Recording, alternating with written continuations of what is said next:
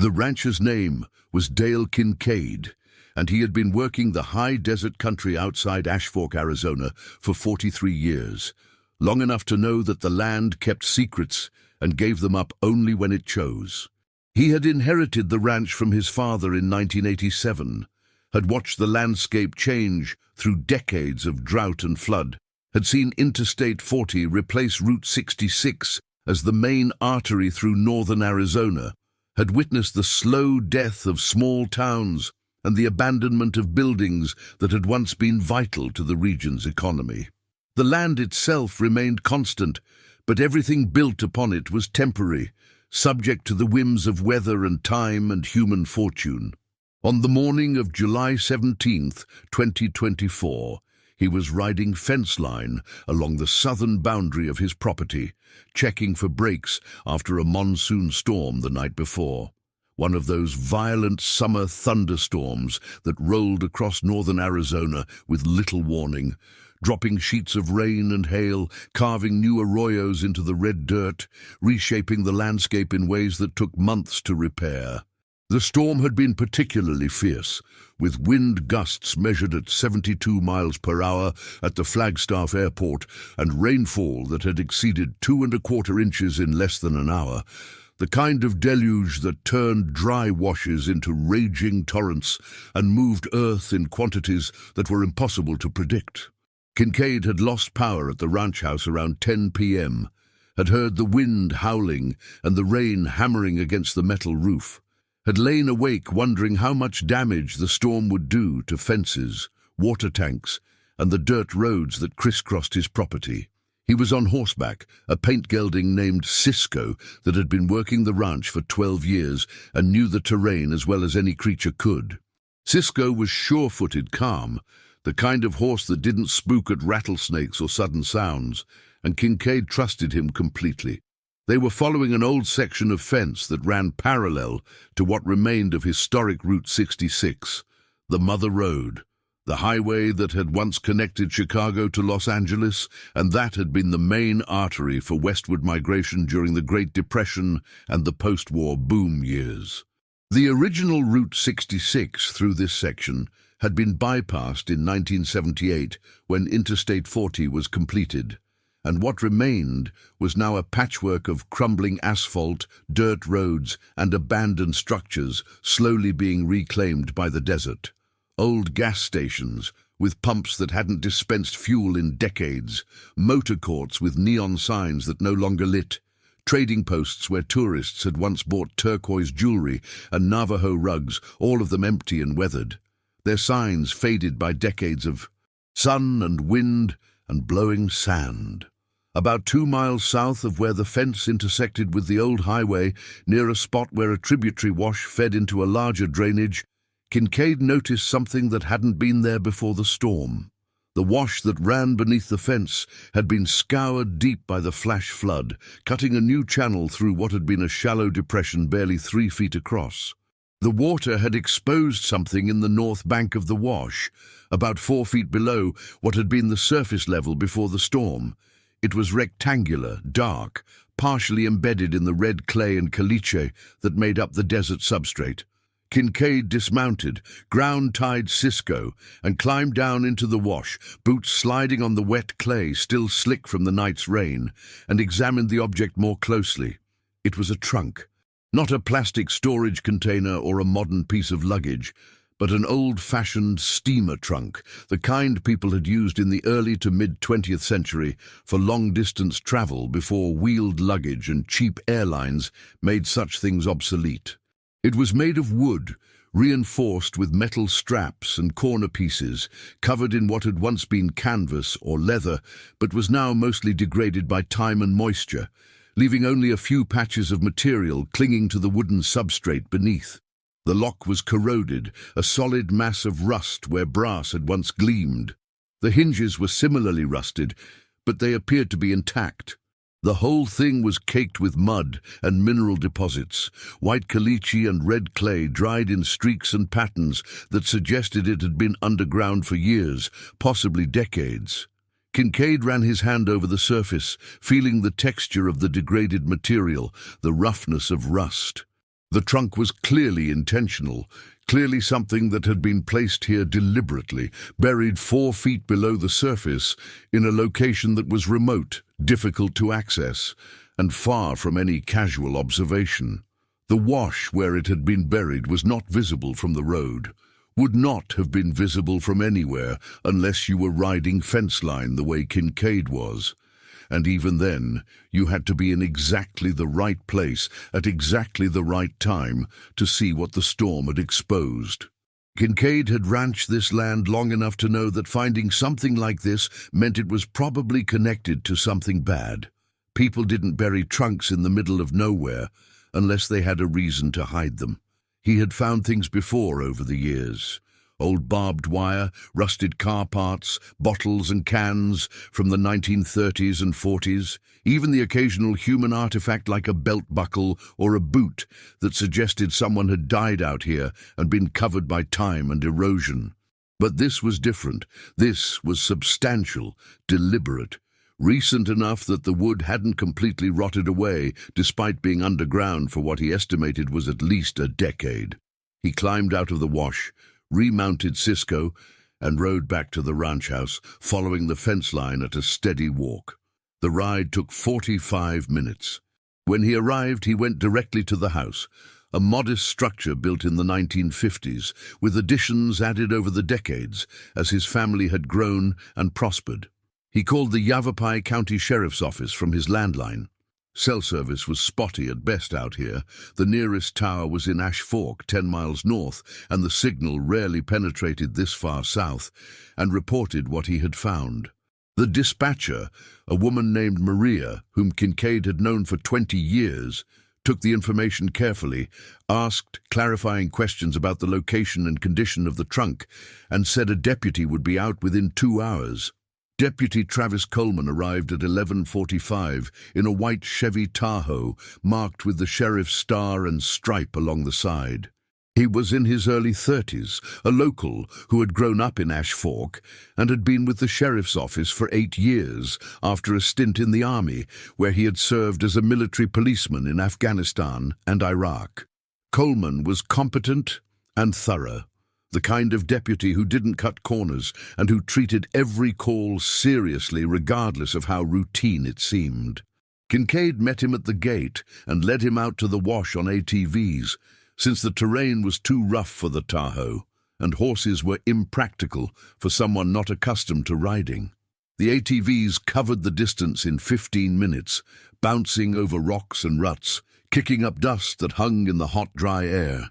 They arrived at the site at noon, the sun beating down from a cloudless sky, the temperature already past 95 degrees, and climbing toward what the forecast predicted would be a high of 107.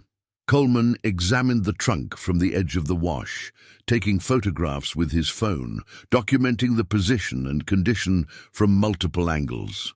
He noted the depth at which it had been buried, the way the storm had exposed it by cutting away the bank, the remote location that suggested whoever had buried it had wanted it hidden from casual discovery. He radioed his supervisor, a sergeant named Rita Vasquez, and requested a crime scene team and a detective. Vasquez said she would coordinate the response and estimated arrival within 90 minutes. Sergeant Vasquez arrived at 13:20 with 2 crime scene technicians and a detective from the Criminal Investigations Division, a woman named Angela Reyes, who had been with the department for 19 years and who specialized in cold cases and historical crimes. Reyes was in her mid-40s, originally from Tucson, and had built a reputation as someone who didn't give up on cases even when the trail had gone cold years ago. She had solved 6 cold cases in the past 5 years, using advances in DNA technology, digital forensics, and old-fashioned detective work to bring closure to families who had been waiting for answers for decades.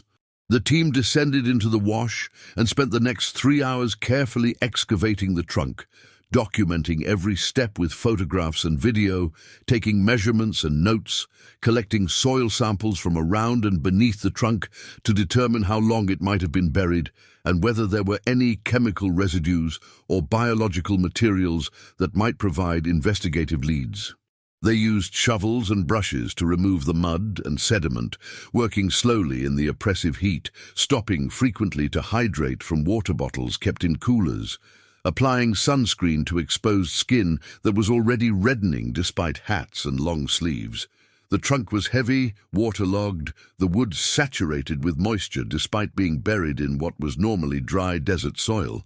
It took all 4 team members working together to lift it out of the wash using straps and leverage, and they loaded it carefully into the back of a crime scene van for transport to the sheriff's office in Prescott. The drive from the excavation site to Prescott took 2.5 hours, following dirt roads to reach pavement, then taking Highway 89 south through Chino Valley. The trunk was delivered to the evidence processing facility at the Yavapai County Sheriff's Office headquarters, a modern building on East Gurley Street that housed the administrative offices, jail, and forensic laboratories. The trunk was placed on a stainless steel examination table in a temperature-controlled room, and Detective Reyes assembled her team to begin processing it.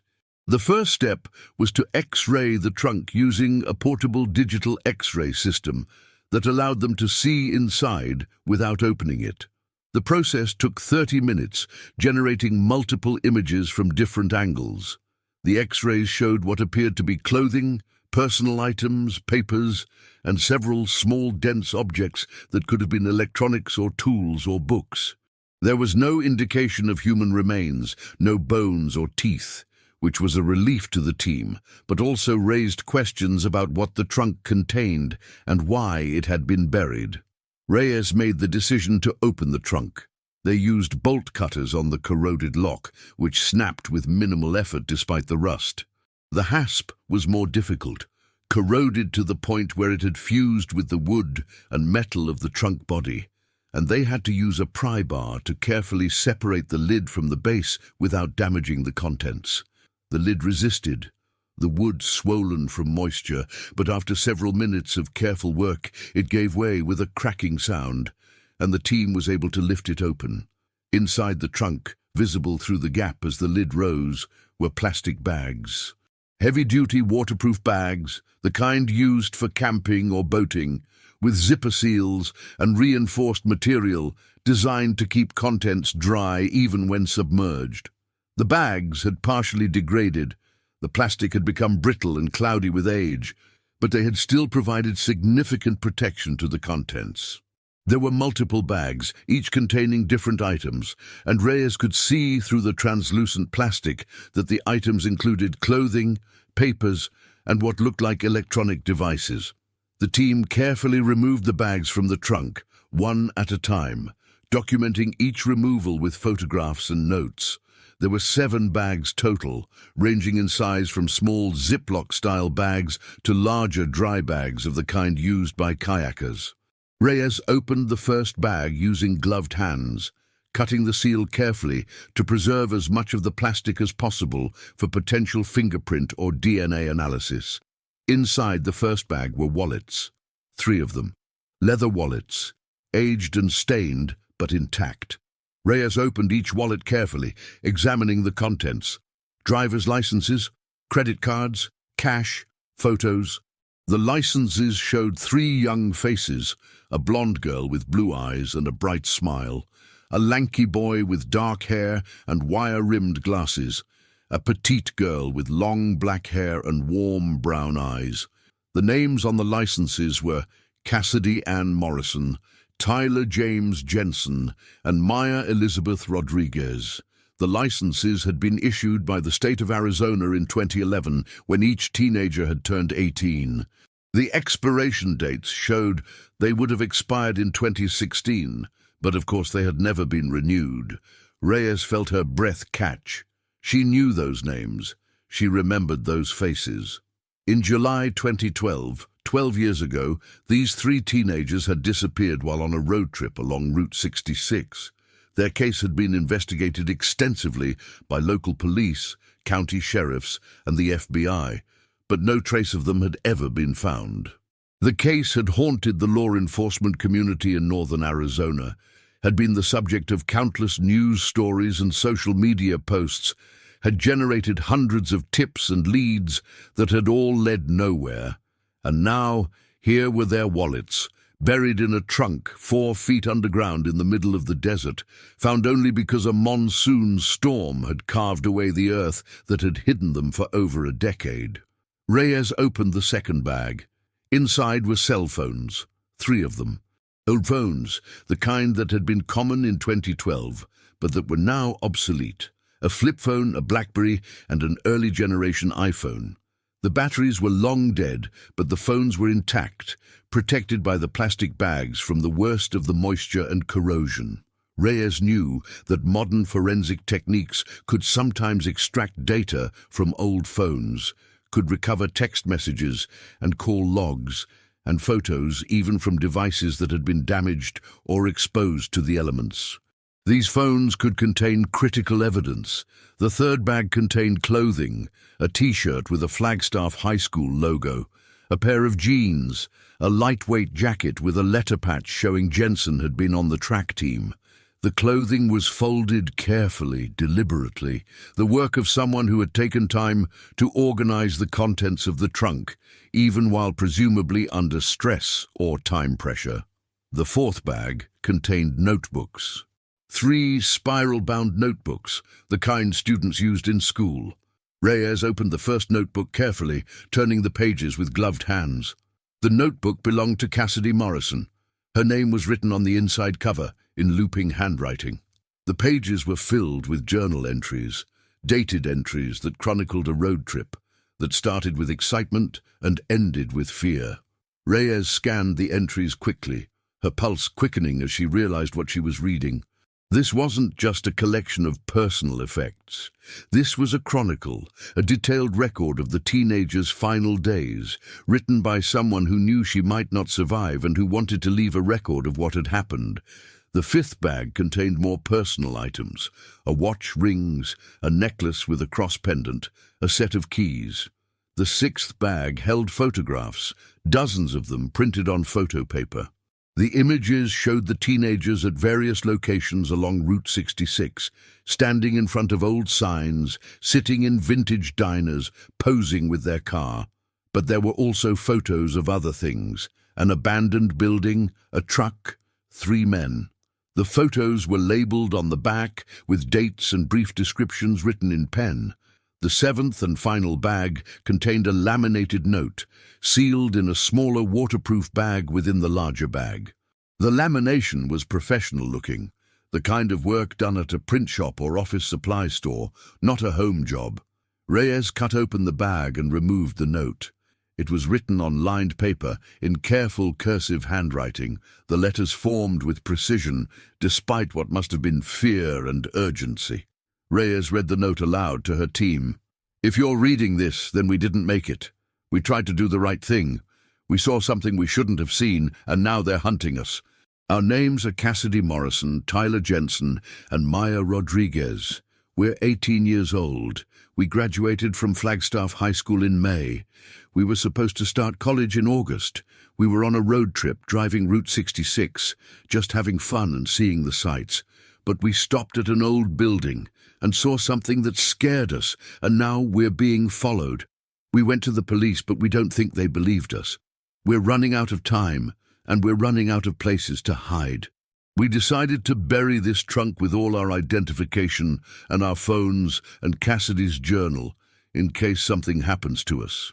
We're burying it near the old Juniper Spring sign, about 2 miles south of Route 66, near a wash. If you find this, please tell our families we love them and we're sorry we couldn't come home. Please find whoever did this to us and make them pay. We didn't do anything wrong. We were just kids on a road trip. We didn't deserve this." The room was silent when Reyes finished reading. Everyone on the team understood the gravity of what they had found. This wasn't just evidence in a cold case. This was a message from the dead, a plea from 3 teenagers who had known they were going to die and who had taken steps to ensure that someone, someday, would know what had happened to them. If you've stayed with me this far, then you already know this story is about to take you deep into one of the most intensive investigations in Arizona history. And if you want to understand how a journal entry, some old photographs, and the dedication of a team of investigators finally brought justice after 12 years of silence, then keep going, because what comes next is going to show you exactly how modern forensics and old-fashioned detective work can solve cases that everyone else had given up on. Detective Angela Reyes called an emergency meeting with her supervisors and with representatives from the FBI. The Cassidy Morrison, Tyler Jensen, and Maya Rodriguez case had been investigated by multiple agencies in 2012, and the FBI had maintained jurisdiction because the case potentially involved interstate crimes and kidnapping. The case had been assigned to Supervisory Special Agent Michael Torres from the FBI's Phoenix Field Office, who had worked on it extensively in 2012 and had never closed his file despite the case going cold after the first year. Torres drove to Prescott from Phoenix, arriving at the sheriff's office at 7 p.m. on July 17th. He was in his late 40s now, had joined the FBI in 2002 after a career as a prosecutor in the Maricopa County Attorney's Office, and had worked dozens of major cases including drug trafficking, organized crime, and violent crimes. The Morrison-Jensen-Rodriguez case had haunted him for 12 years, had been one of those investigations where every lead had dried up, every tip had led nowhere, and where he had eventually been forced to admit that without new evidence, there was nothing more he could do. But he had never stopped thinking about it, had never stopped hoping that something would surface, and now it had. Reyes briefed Torres on the discovery of the trunk, showed him the contents, and gave him Cassidy Morrison's journal to read. Torres spent over an hour reading the journal entries, taking notes, comparing the entries to the case file he had brought with him from Phoenix. When he finished, he looked up at Reyes and said quietly, "This changes everything. We always thought they had wandered into the desert and died of exposure, or that they had been picked up by someone and taken elsewhere. But this," he gestured at the journal, "this tells us they were being hunted. They knew they were in danger. They tried to protect themselves, and they left us a roadmap." Torres and Reyes spent the next several hours reviewing the case file from 2012 and planning the investigation.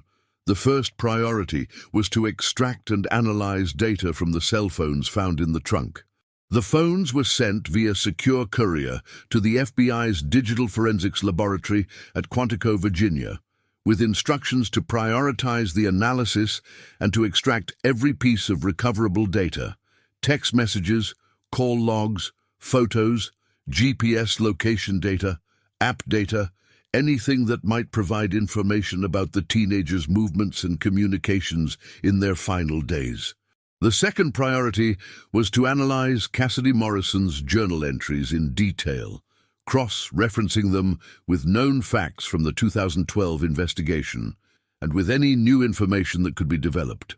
Reyes assigned a team member to transcribe the journal entries into a digital format, to create a timeline of events, and to identify specific details, locations, descriptions of people and vehicles, times and dates that could be investigated. The third priority was to examine the photographs found in the trunk. The photos showing the teenagers at various locations along Route 66 were useful for establishing their route and timeline, but the photos showing the abandoned building, the truck, and the 3 men were potentially critical evidence. Those photos needed to be analyzed for any identifying information: license plate numbers, facial features, clothing, tattoos, anything that might help identify the men or the location. Torres called a meeting for the following morning at the FBI's Phoenix field office, inviting representatives from the Yavapai County Sheriff's Office, the Coconino County Sheriff's Office, the Arizona Department of Public Safety, and the Kingman Police Department. The case was being treated as a multi-agency investigation, with the FBI taking the lead, but with full cooperation from local law enforcement. The meeting convened at 9 a.m. on July 18, 2024, in a conference room at the FBI's office in Phoenix. Present were Agent Torres, Detective Reyes, sheriff's deputies from Yavapai and Coconino counties, detectives from Kingman PD, analysts from the Department of Public Safety, and a prosecutor from the U.S. Attorney's Office for the District of Arizona. Torres briefed the group on the discovery of the trunk and its contents, distributed copies of the journal entries and photographs, and outlined the investigative plan. The first step was to review Cassidy Morrison's journal entries systematically. The entries covered 3 days, July 14, 15 and 16, 2012. Torres read them aloud to the group, pausing to discuss key details and to identify actionable leads. July 14, 2012. First day of the road trip. Tyler picked me and Maya up at 8 a.m. My mom cried, which made me cry, but I'm so excited. We're driving Route 66, the real Route 66, not the interstate. We want to see the old motels and diners and roadside attractions, all the stuff from the postcards and movies. We stopped in Williams for lunch at Cruiser's Route 66 Cafe. Amazing burgers. Then we drove to Seligman and checked into the historic Route 66 motel. It's exactly like stepping back in time, old neon signs and everything. The room has paneling on the walls and a TV that's like from the 1980s. We walked around town, took 1 million photos, and now we're hanging out in the room watching old movies on TV. Tomorrow, we're driving to Peach Springs and then to Kingman. This is going to be the best trip ever. Torres noted that the entry was consistent with the timeline established in the original investigation. The teenagers had left Flagstaff on July 14th, had stopped in Williams and Seligman, and had checked into the historic Route 66 motel. Investigators in 2012 had interviewed the motel owner and confirmed the teenagers had stayed there, and surveillance footage had shown them checking in and later walking through town. The entry provided no new information, but established the baseline of a normal, happy road trip. July 15th, 2012. Today was weird. We left Seligman around 10 a.m. and drove west on Route 66. The scenery is incredible, desert and mountains, and these long, straight stretches of road that go on forever. It feels like you're driving back in time. We stopped at a bunch of places, the old Hackberry General Store, which is now basically a museum with vintage cars and Route 66 memorabilia everywhere. Then we went to Grand Canyon Caverns, which was so cool. It's this huge underground cave system, and they give you tours. We spent like 2 hours down there. After that, we were just driving, stopping at random spots that looked interesting. Around 3 p.m., we pulled off onto a dirt road to check out what looked like an old trading post or general store. The building was abandoned, all the windows broken out, the roof collapsing in places, but there was this cool vintage sign out front that said Red Rock Trading Co., and we wanted to get some photos with it. While we were taking pictures, we heard voices coming from behind the building. We were curious, so we walked around to see what was going on. There were 3 men loading wooden crates into the back of a pickup truck. The truck was parked behind the building, out of sight from the road, like they didn't want anyone to see what they were doing. The crates looked heavy, and the men were being really careful with them, like they were carrying something valuable or fragile. One of the men saw us and yelled something. I couldn't hear exactly what he said, but he sounded angry. We got scared and ran back to the car and drove off as fast as we could. Tyler thinks they were just doing salvage work, taking stuff from the old building, maybe selling it to antique dealers or whatever. But Maya says the men looked angry, like we'd caught them doing something they shouldn't be doing. We didn't stop to find out. We drove straight to Peach Springs and checked into a motel. It's called the Grand Canyon Caverns Inn, kind of a funny name since we'd just been to the caverns. We ordered pizza and watched TV and tried to forget about the weird encounter. Probably nothing to worry about. Torres paused and looked at the group. This is where it starts. They witnessed something at the abandoned Red Rock Trading Company, the 3 men loading crates. We need to identify that location, and we need to figure out what was in those crates. A detective from the Coconino County Sheriff's Office, a man named Robert Chen, who had been with the department for 16 years, spoke up. I know that building. The Red Rock Trading Company. It's about halfway between Seligman and Peach Springs, right off Route 66. It's been abandoned since I was a kid. People use it for target practice. Taggers spray paint the walls. Homeless people crash there sometimes. But in 2012, we had intelligence suggesting it was being used as a staging point for drug smuggling. Methamphetamine labs in rural Arizona would produce product, and then they'd stage it in remote locations like the Red Rock Trading Company before moving it to distribution points in California and Nevada. Torres nodded. That fits. If these teenagers stumbled onto a drug transaction, that would explain why the men reacted the way they did. Let's continue with the journal. July 16th, 2012, early entry. Okay, so we're freaking out a little bit. This morning, we went to breakfast at the little cafe attached to the motel, and when we came out, we saw the same truck from yesterday parked at the gas station across the street. Same truck, same guys. They were sitting inside the truck just watching the motel, watching us. We didn't say anything to them, just got in the car and drove. We're heading to Kingman now, and we're going to take Interstate 40 instead of Route 66, just to be safe. Tyler says we're being paranoid, that there are lots of white pickup trucks, and that it's probably just a coincidence. But Maya and I don't think so.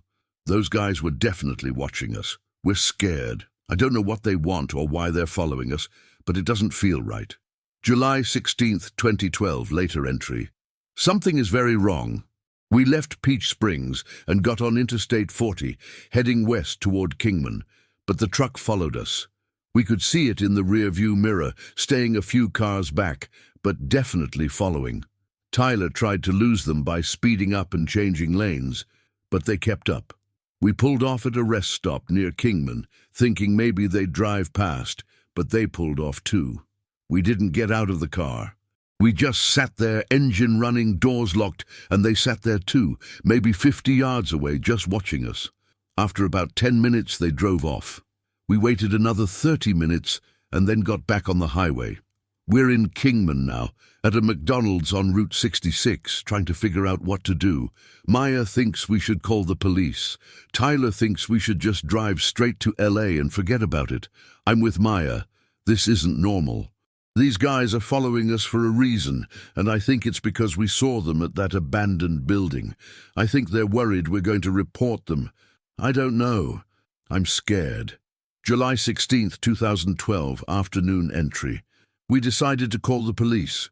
We went to the Kingman Police Department, which was easy to find.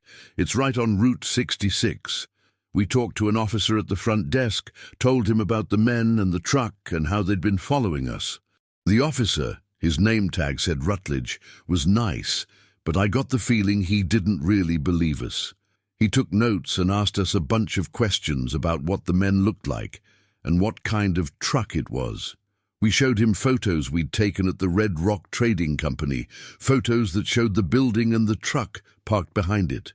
You can see part of the truck in a couple of the photos, enough to see it's a white Dodge Ram with an extended cab. Officer Rutledge said he'd look into it, that he'd check with the Mojave County Sheriff's Office and see if they had any information about suspicious activity in the area.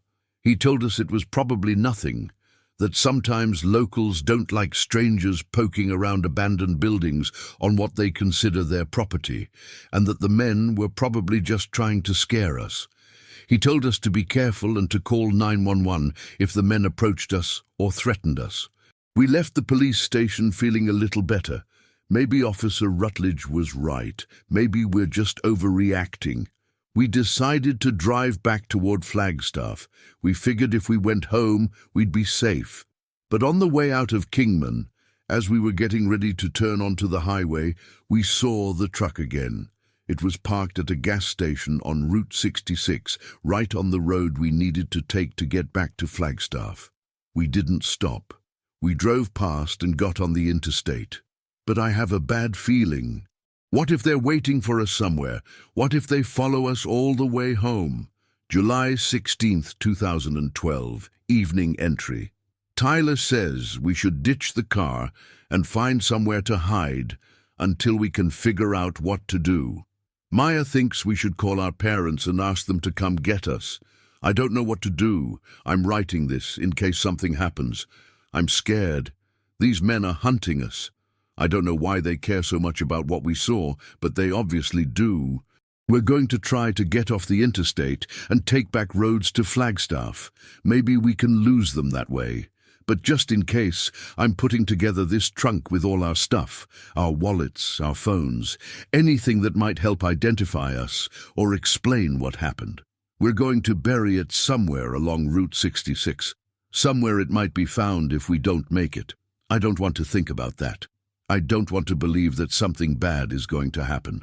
But I have to be realistic. We saw something we shouldn't have seen, and now we're in danger. Tyler is calling his dad right now, trying to explain the situation without making everyone panic. Maya is packing up the trunk.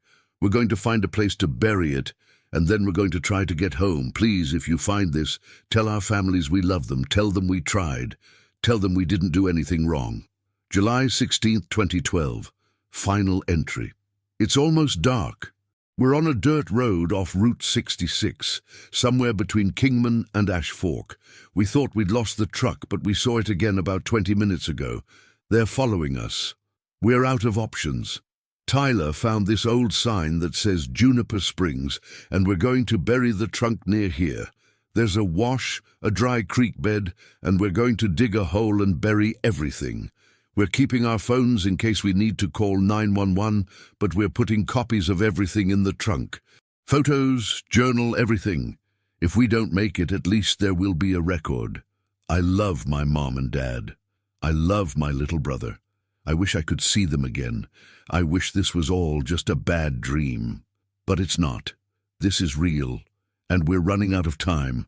I can see headlights in the distance. They're coming. We have to go. Torres closed the journal and set it on the table. The room was silent. Everyone understood what they had just heard. 3 teenagers, terrified, being hunted, taking time to bury evidence in the hope that someone would find it and understand what had happened to them.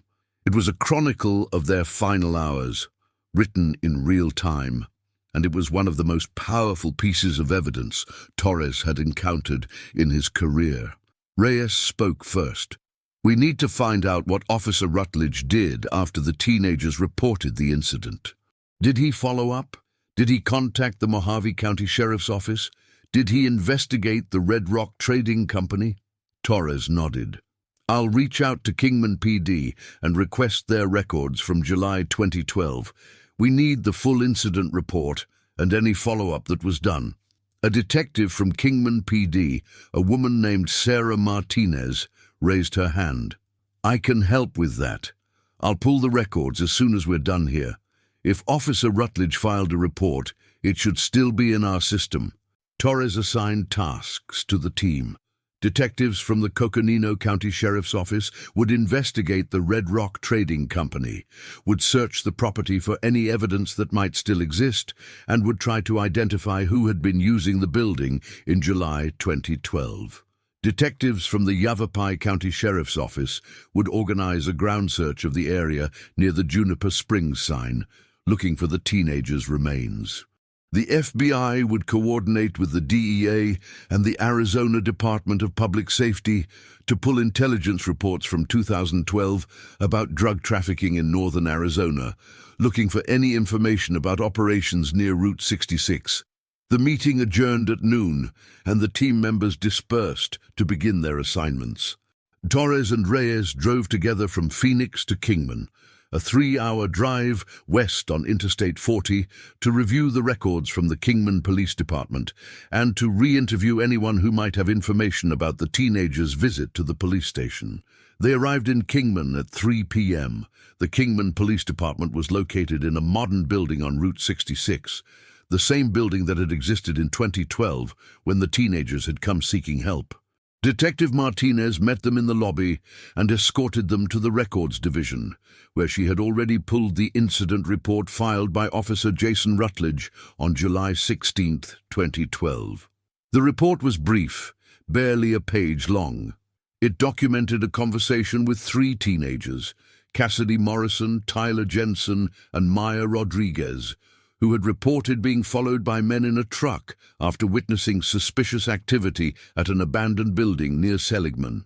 Rutledge had noted the teenagers' names, their Arizona driver's license numbers, and their description of the truck: a white or light gray Dodge Ram, extended cab, covered bed, no visible license plate in the photographs provided. The teenagers had given Rutledge digital photos from their phones, showing the abandoned Red Rock Trading Company and the truck parked behind the building. Rutledge's report noted that he had advised the teenagers to call 911 if the men approached them or made any threats, and that he would contact the Mojave County Sheriff's Office and the Arizona Department of Public Safety to inquire about any known criminal activity in the area. The report included a case number and a notation that it had been filed and sent to the Investigations Division for follow-up. Torres asked Martinez if there were any follow-up reports. Martinez pulled the file and found one additional report, dated July 18, 2012, written by a detective named Frank Morales. The report indicated that Morales had contacted the Mojave County Sheriff's Office and had been told that the Red Rock Trading Company was a known location where transients and salvagers occasionally operated, but that there were no active investigations or known criminal enterprises associated with the location. Morales had concluded that the teenagers had probably encountered salvagers or locals who didn't appreciate strangers on what they considered private property, and that the follow-up activity was likely harassment intended to scare the teenagers away. The report noted that the teenagers had subsequently been reported missing and that their visit to the police station was being documented as part of the missing persons investigation. Torres felt a wave of frustration. Officer Rutledge and Detective Morales had done what seemed like a reasonable investigation based on the information available to them, but they had missed the significance of what the teenagers had witnessed. If the investigation had been more aggressive, if someone had gone to the Red Rock Trading Company and checked it out immediately, if the teenagers had been taken seriously as potential witnesses to a crime rather than dismissed as paranoid kids, perhaps they would still be alive. But Torres also knew that hindsight was 20/20, and that it was unfair to blame investigators who had made reasonable decisions based on incomplete information. The teenagers hadn't told Rutledge they had seen wooden crates being loaded into a truck, hadn't mentioned anything that specifically suggested drug trafficking, had only said they were being followed, and without more specific information, there had been no reason to treat the incident as anything other than a harassment complaint.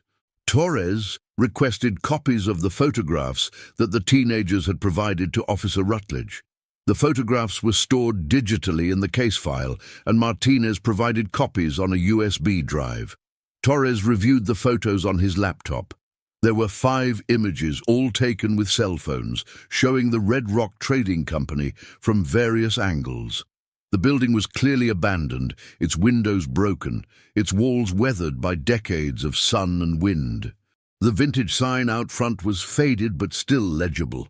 In 2 of the photos, a white pickup truck was visible behind the building, partially obscured by the structure but identifiable as a Dodge Ram.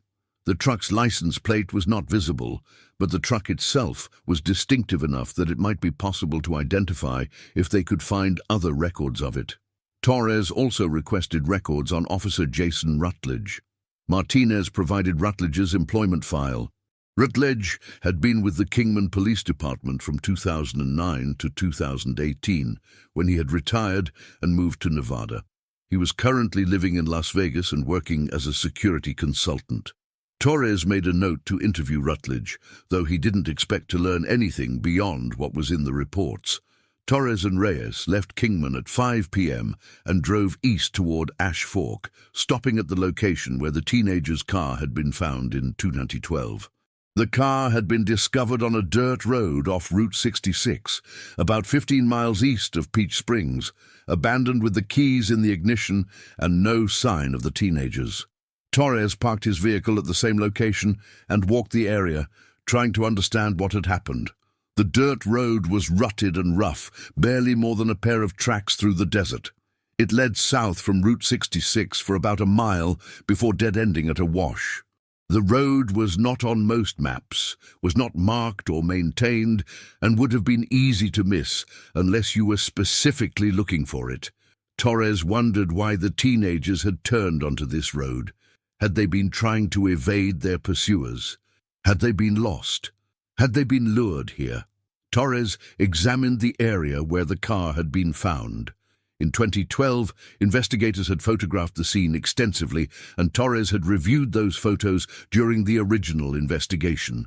The car had been found unlocked, keys in the ignition, engine off, but still warm, suggesting it had been running recently. There had been no signs of struggle, no blood, no evidence of violence. The car's interior had been clean except for the normal debris of a road trip: snack wrappers, empty water bottles, a road atlas.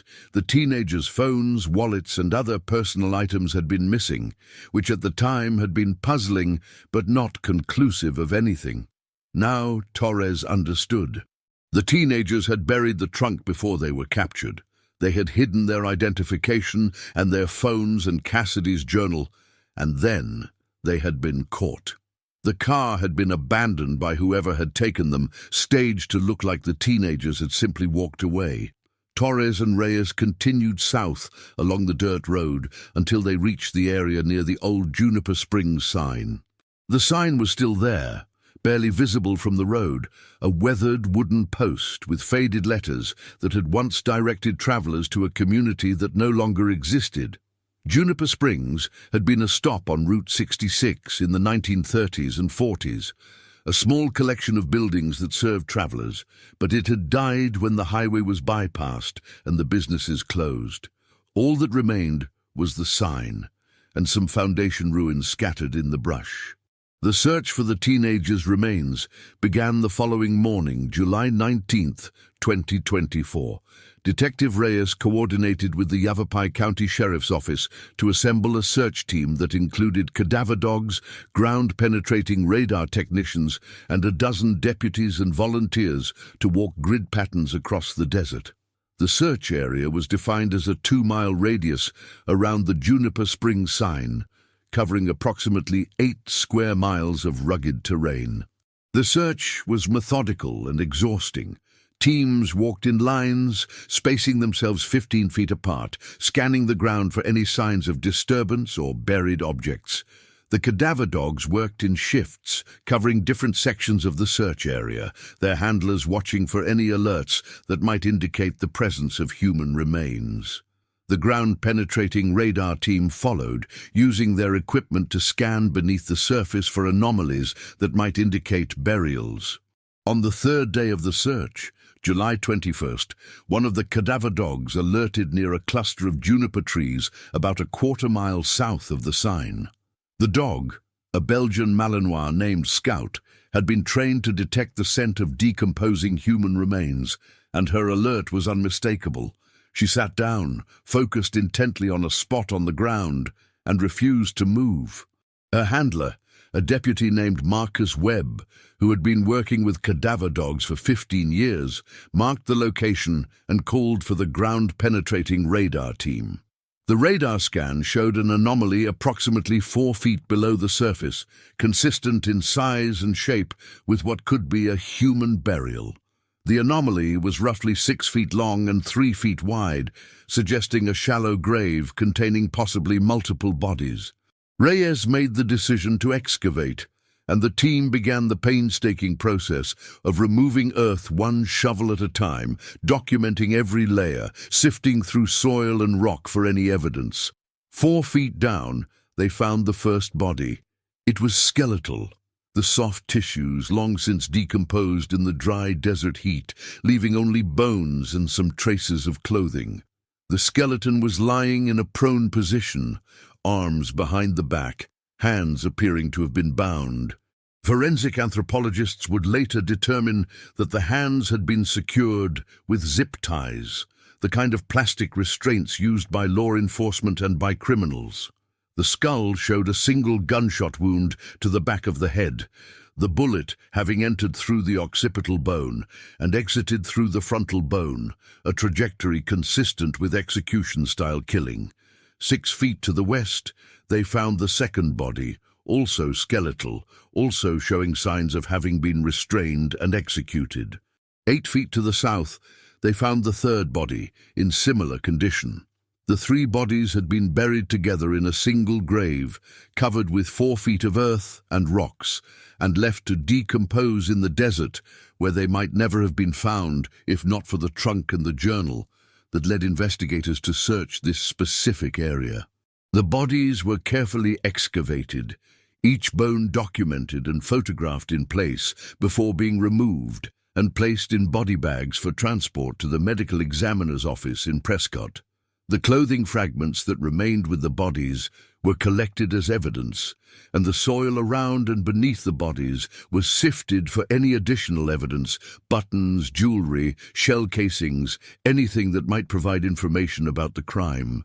The medical examiner's preliminary analysis, conducted over the following week, confirmed what investigators had suspected. The 3 bodies were consistent in age and size, with Cassidy Morrison, Tyler Jensen, and Maya Rodriguez. Dental records and DNA analysis using samples from the teenagers' parents confirmed their identities. All 3 had died from single gunshot wounds to the back of the head, fired at close range, execution style. The bullets had been recovered from the soil beneath the bodies, and ballistics analysis showed they were 9mm rounds, fired from the same weapon, a handgun that was not in any database of weapons used in other crimes. The forensic anthropologist's report noted that the bodies showed no signs of torture or prolonged captivity, suggesting the teenagers had been killed relatively quickly after being captured. The report also noted that the positioning of the bodies and the method of killing suggested a professional or experienced killer, someone who knew how to execute people efficiently and who had no hesitation about killing teenagers. Torres stood at the edge of the excavation site, watching the medical examiner's team carefully remove the remains, and felt a wave of anger and sorrow that threatened to overwhelm his professional detachment. These had been kids, 18 years old, fresh out of high school, their whole lives ahead of them. They had been on a road trip, seeing the sights, having fun, doing nothing wrong, and they had been murdered for witnessing a drug transaction, killed and buried like animals in a remote stretch of desert where no one would find them, except someone had.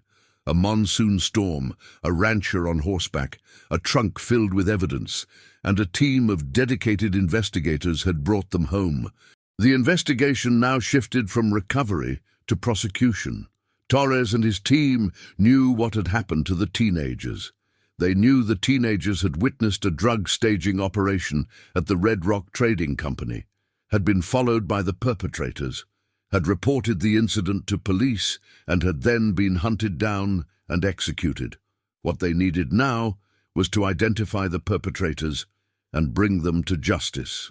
The FBI's Digital Forensics Laboratory at Quantico completed its analysis of the cell phones found in the trunk in early August 2024, approximately 3 weeks after the phones were submitted. The analysis was complex and time-consuming, requiring technicians to carefully disassemble the phones, extract the internal memory chips, and use specialized equipment and software to read data that had been stored for over 12 years. The phones had been protected from the worst of the environmental damage by the plastic bags in which they were sealed, but they had still suffered some corrosion and degradation. The technicians worked methodically, recovering data bit by bit, reconstructing files that had been partially damaged, and verifying the integrity of every piece of information they extracted. The extracted data included text messages, call logs, photographs, GPS location data, and app data from the phone's operating systems. The information painted a detailed picture of the teenagers' final days, confirming and expanding on what Cassidy Morrison had written in her journal. Text messages from July 14th and early July 15th showed the teenagers communicating with their parents and with friends back in Flagstaff, sending cheerful updates about their trip, sharing photos, making plans for when they returned home. The messages were typical of teenagers on vacation: complaints about the heat, jokes about Tyler's driving, excitement about the sights they were seeing. But starting on the afternoon of July 15th, the tone of the messages changed. Cassidy had texted her mother, "Hey Mom, something weird happened today. We stopped at an old building and saw some guys doing something suspicious. They got mad when they saw us. We're okay, just a little freaked out." Tyler had texted his father, "Dad, can you call me when you get this? We might have a problem." Maya had texted her older sister, "We're being followed by some guys in a truck. I don't know what they want. I'm scared." On July 16th, the messages became more urgent. Cassidy had texted her mother, "Mum, we're going to the police. There are these guys who have been following us since yesterday. We're in Kingman now. Don't worry, we're going to be okay." Tyler had texted his father, "We're at the Kingman police station. We reported the guys who have been following us. The police said they'll look into it. We're heading back to Flagstaff now." Maya had texted her sister, "If something happens to us, tell Mom and Dad I love them. Tell them we saw something we shouldn't have seen and now we're in trouble. We buried some stuff near an old sign for Juniper Springs. If we disappear, look there." The final text messages from the teenagers' phones were sent at 6:47 p.m. on July 16th, 2012. Tyler had tried to call 911, but the call had not connected. Cell service in the area was spotty, and the call had failed before it could reach the emergency dispatcher. Cassidy had sent a text to her mother, "Mom, they found us. I love you." The text had been sent, but according to the phone's log, it had not been delivered. The phone had lost signal before the message could be transmitted, and it remained in the phone's memory as an unsent message, a ghost communication that had never reached its intended recipient. The photographs from the phones included dozens of images from the road trip. The teenagers posing in front of Route 66 signs, sitting in diners, exploring roadside attractions. But there were also photographs from July 15th that showed the Red Rock Trading Company, the white Dodge Ram truck, and the three men loading crates. The photographs were high resolution, clear enough to see facial features, clothing, and other identifying details.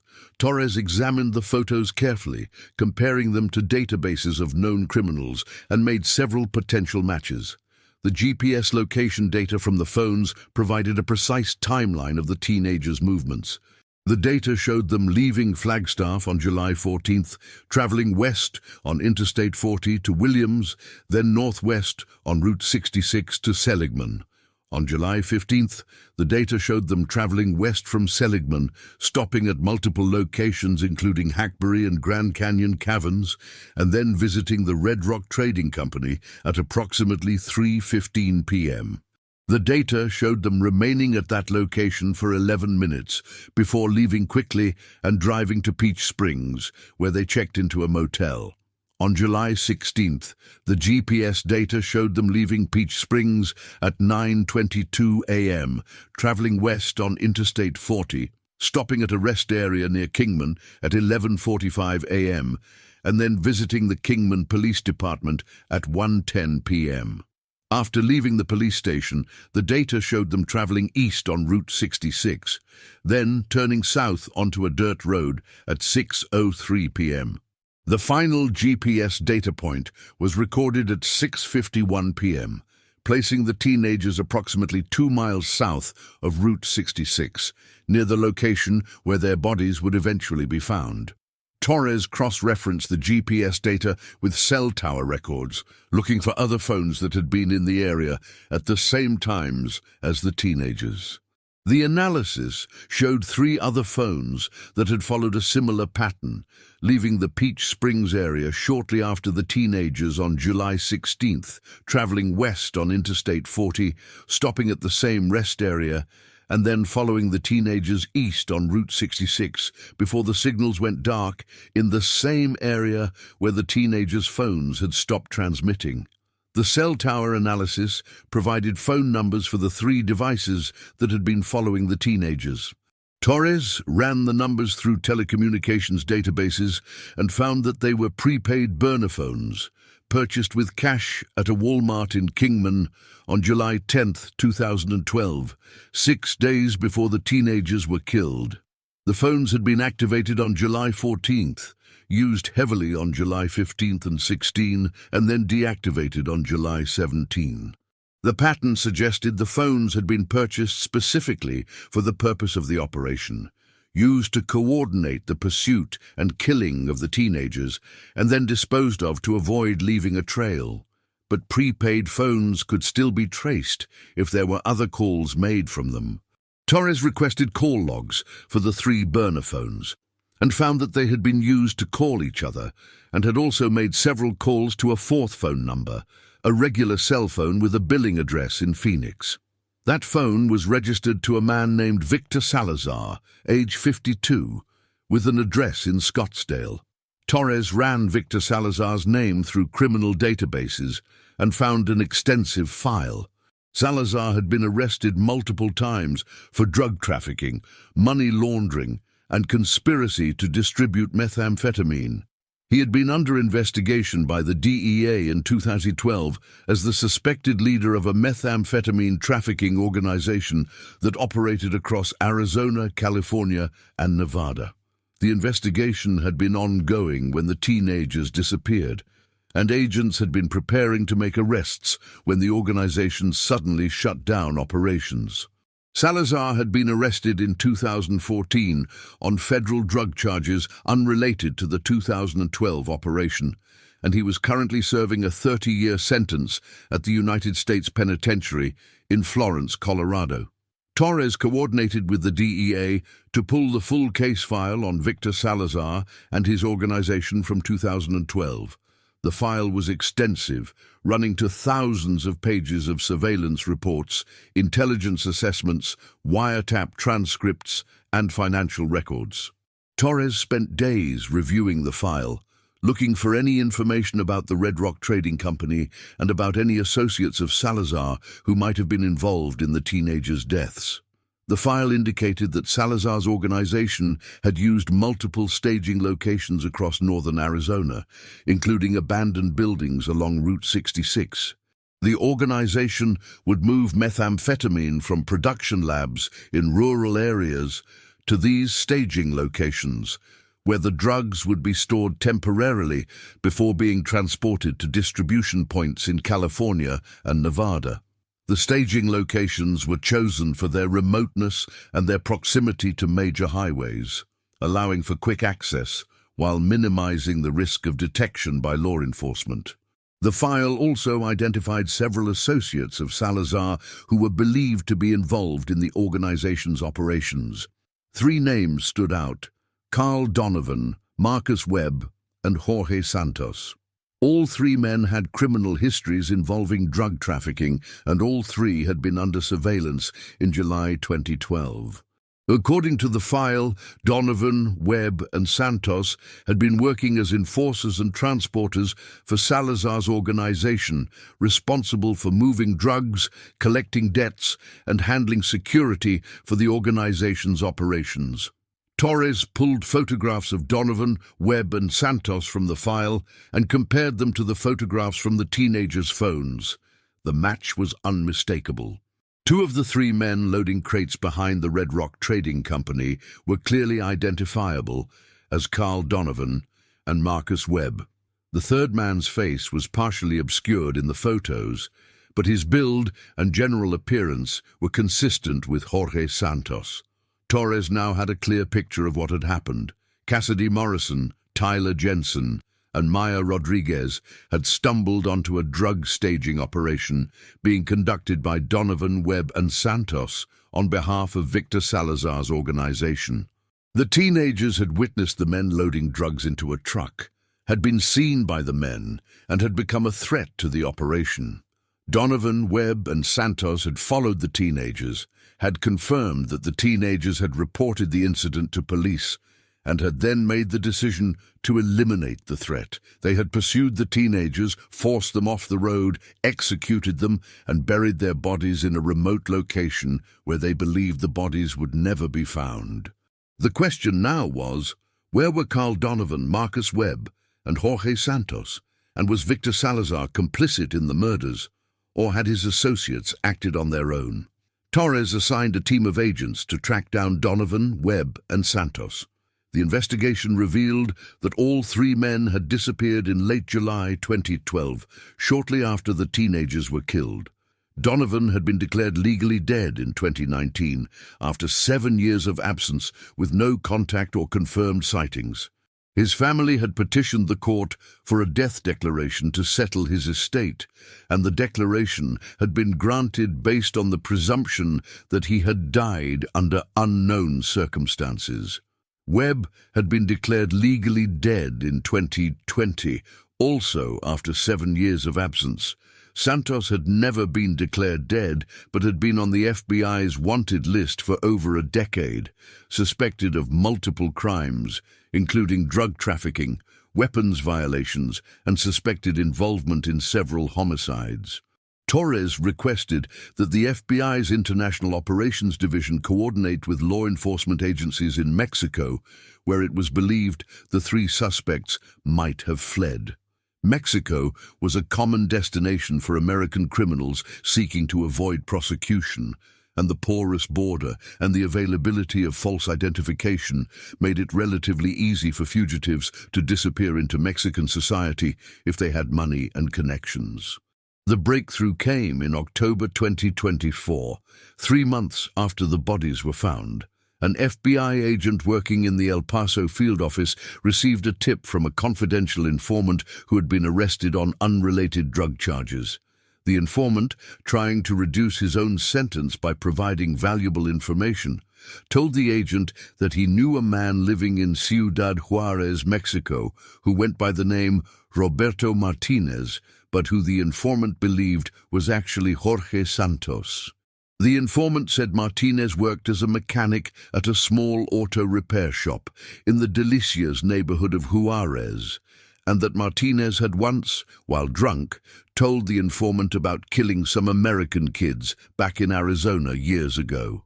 The FBI coordinated with Mexican Federal Police and the Fiscalía General de la República, Mexico's Attorney General's office, to investigate the tip. Mexican authorities conducted surveillance on Roberto Martinez, obtained photographs, and ran facial recognition analysis. The analysis confirmed with high confidence that Roberto Martinez was indeed Jorge Santos, aged by 12 years and sporting a mustache and different hairstyle, but clearly the same person. Mexican authorities obtained additional evidence, including fingerprints from items Martinez had touched at his workplace, and confirmed the identification conclusively. Mexico agreed to arrest Santos and to extradite him to the United States on federal charges. Santos was arrested on November 8, 2024, at his home in Ciudad Juarez.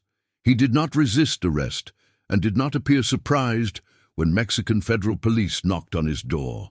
He had been living under his assumed name for over a decade, had built a life working as a mechanic, had a girlfriend and a small circle of friends, and had apparently believed he had successfully escaped his past.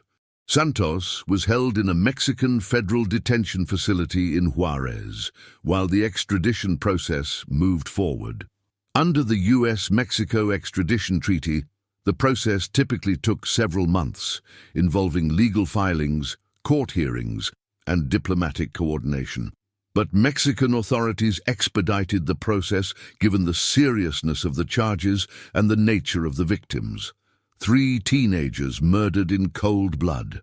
Santos was extradited to the United States on January 15, 2025, and was immediately taken into federal custody at the FBI's El Paso field office.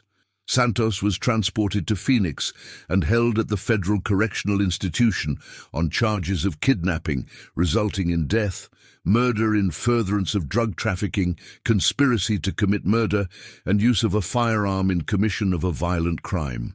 The charges carried the possibility of the death penalty, which gave federal prosecutors significant leverage in negotiations with Santos's attorneys. Santos requested representation by a federal public defender and was assigned an attorney named Daniel Ochoa, who had extensive experience in capital cases and who had a reputation for negotiating favorable plea deals for clients facing the death penalty. Ochoa met with Santos multiple times over the following weeks, reviewing the evidence against him and discussing his options. The evidence was overwhelming. The photographs from the teenagers' phones clearly showed Santos at the Red Rock Trading Company. The cell phone records placed him in the area when the teenagers were killed, and the testimony from the confidential informant suggested Santos had admitted his involvement. Ochoa negotiated with the U.S. Attorney's Office for the District of Arizona, seeking a deal that would spare Santos the death penalty in exchange for his full cooperation and truthful testimony against the other suspects. The prosecutors, led by Assistant U.S. Attorney Michael Torres, no relation to FBI agent Torres, were willing to consider such a deal if Santos provided substantial assistance in locating and prosecuting Carl Donovan and Marcus Webb, and if Santos testified truthfully about Victor Salazar's role in ordering or approving the murders. The proffer session took place on February 12, 2025, in a secure interview room at the FBI's Phoenix field office. Present were FBI agent Torres, Detective Angela Reyes from the Yavapai County Sheriff's Office, prosecutor Michael Torres from the U.S. Attorney's Office, Santos, his attorney Daniel Ochoa, and a court reporter who documented every word spoken during the session. The session was also recorded on video, with multiple cameras capturing Santos's face and body language as he spoke. Agent Torres began the session by reading Santos's rights and by explaining the terms of the proffer agreement. Santos would tell the complete truth about what had happened to Cassidy Morrison, Tyler Jensen, and Maya Rodriguez, would testify truthfully in any subsequent trials or hearings, and would provide information leading to the arrest and prosecution of Carl Donovan and Marcus Webb. In exchange, the U.S. Attorney's Office would not seek the death penalty and would recommend a sentence of life in prison with the possibility of parole after 30 years. If Santos lied or withheld information, the agreement would be voided and he would face the death penalty. Santos, speaking in a quiet voice that occasionally broke with emotion, agreed to the terms. He began to speak, and what he said over the next 4.5 hours provided a detailed, horrifying account of the teenagers' final hours. Santos said that he, Carl Donovan, and Marcus Webb had been working for Victor Salazar's methamphetamine trafficking organization since 2010. Their role was to transport drugs from rural production labs to staging locations, to provide security for the organization's operations, and to handle problems that arose. In July 2012, they had been tasked with moving approximately 50 pounds of methamphetamine from a lab near Ash Fork to the Red Rock Trading Company, where it would be stored temporarily before being transported to California.